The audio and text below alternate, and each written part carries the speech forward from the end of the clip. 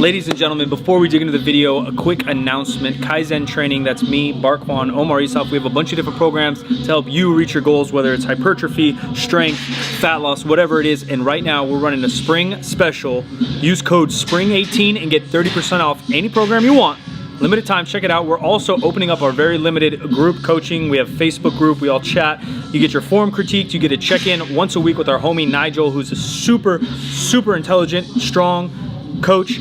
Check it out, kaizentraining.com. Link will be in the description and also in the comments. 30% off all programs, grab them now. And into the topic of the day, which is the keto diet. My experience with it, what I think is good about it, what I think is bad about it, how and when I used it, and who maybe I would recommend it for. For those that maybe don't know much about it, it's a higher fat diet, moderate protein, and very low carb diet. So typically what you'll do is you'll want about 60 to 70% of your overall calories coming from fat, 20 to 30 from protein, and then maybe 10%, 5% or less coming from carbohydrates. This was first kind of brought about for epilepsy and to help other diseases. Our man, Dr. D'Agostino, I believe he's in Florida, he's studying all about it to help with different immune diseases and other things to help people be a little bit healthier and live a healthier life. It has gotten more popular in kind of the performance world or dieting world, as some professional bodybuilders and other people will use it to cut weight and to be in a calorie deficit. I tried it kind of based on a diet called the Carb Night, probably 8 years ago or so. I did it for maybe a year or two, living that low carb lifestyle, ketoed out of my mind, and I've gone through different cycles of it, trying different things.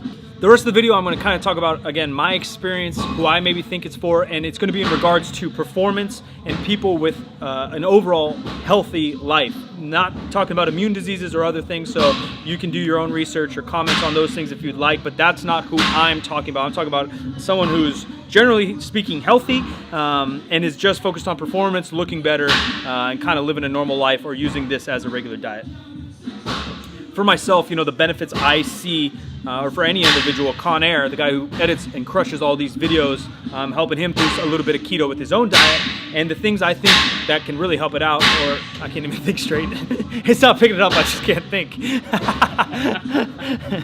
in some sort of metal factory. Yeah. Fortnite. The benefits of it that I think it can help some people is that it's insanely simple. For the most part, you just avoid carbs. No sugars, no carbs, no anything like that. And eat kind of red meat, eggs, things with higher fat. You can eat cheeses and different condiments that have a higher fat, and you can get away with it while you're traveling. It's very simple. Another effect that I had, or that keto had on me, I found that I was very satiated.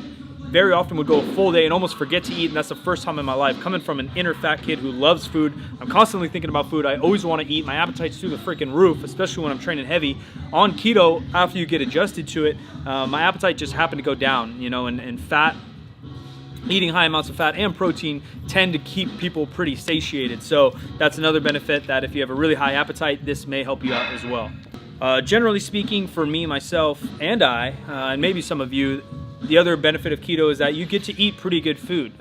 You know, things that I find delicious, steaks, eggs, etc. I ate In-N-Out Burger. I would even eat Chipotle and just not get rice or beans, or very minimal beans in a bowl, something of that nature. But it's foods I look forward to eating. Chicken wings here and there, some types of sushi, and different foods that were very easy to stick to and were still satisfying to eat by taste. And they're fully on the diet and work very well.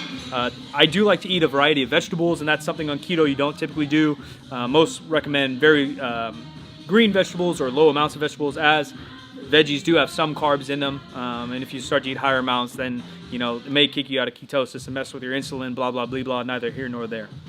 I guess going into some of the negatives of keto that I experienced myself and I've heard others experience is that my energy, as I was powerlifting during the time and maybe even playing basketball, I can't remember, but my energy was really low. I'd get through maybe a lift or two and then my energy would just plummet. I wouldn't be able to get through the workout or recover from a workout as I would as if I was eating carbs of similar calories. And this may be just my experience, but I've heard others do the same or feel the same. Another thing is not only when I'm adjusting to the diet, but also just sometimes I would have a dull headache in general generally feel pretty lethargic. My energy daily, although sipping the same amount of caffeine, coffee, or whatever as I would while I'm eating carbohydrates, I would just generally feel kind of low energy and slow moving. Sometimes my thoughts were a little clear, but I feel like my thinking or my cognitive function was about the same as if I was eating carbs, but my body energy, getting up, lifting, walking, whatever, was always a little bit down.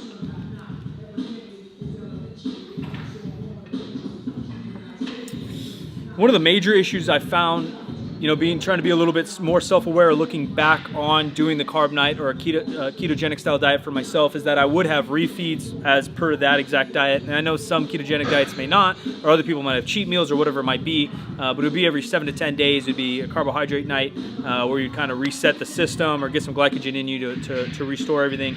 And for me, what that led to is kind of a bad mental state of kind of the refeed binge, feel guilty, restrict myself, binge again type mentality, where I would literally be focused in on Friday because I could get that ice cream, rather than now, kind of tracking my food or being a little bit more intuitive with my eating, or just portion control, whatever you might want to call it. I just kind of fit in a little bit more of the junk food or things I like to eat in moderation throughout my week, and mentally I'm not focused on food as much as I was then. Although I know I said before that I wasn't hungry as much, so I wasn't thinking about my next meal, I was overall looking forward to that refeed, and then I'd end up probably binging or overdoing it more than I should, and then I'd feel bad about it, and then I'd go ultra restrictive for the next 7 to 10 days. I just think it could lead to a very bad cycle, especially if you have some type of addictive personality like myself and many people out there.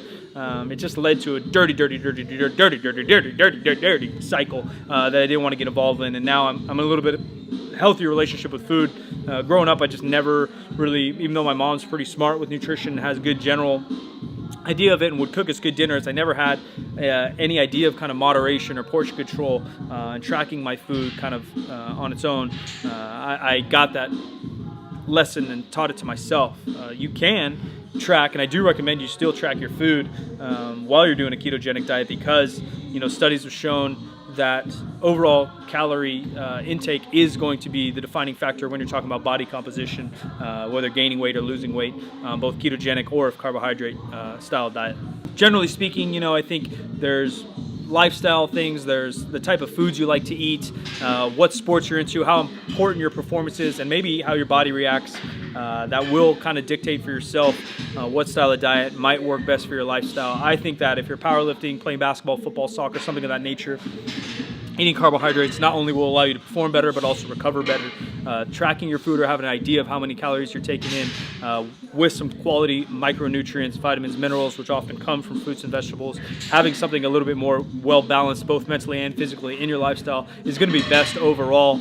But I would recommend, talk to a doctor if you have a health issue, because some of these diets may help you out. And if you are healthy, maybe try experimenting with a different style diet for anywhere from 6 to 8 weeks. See how it affects you, both lifestyle-wise, mental-wise, and physically. I think those are going to be important for you to kind of run mini experiments on yourself to figure it out. Again, guys, appreciate you. 30% off all programs, spring 18, kaizentraining.com. Head towards your goals. I appreciate you. Catch you in the next video. Salam Mike.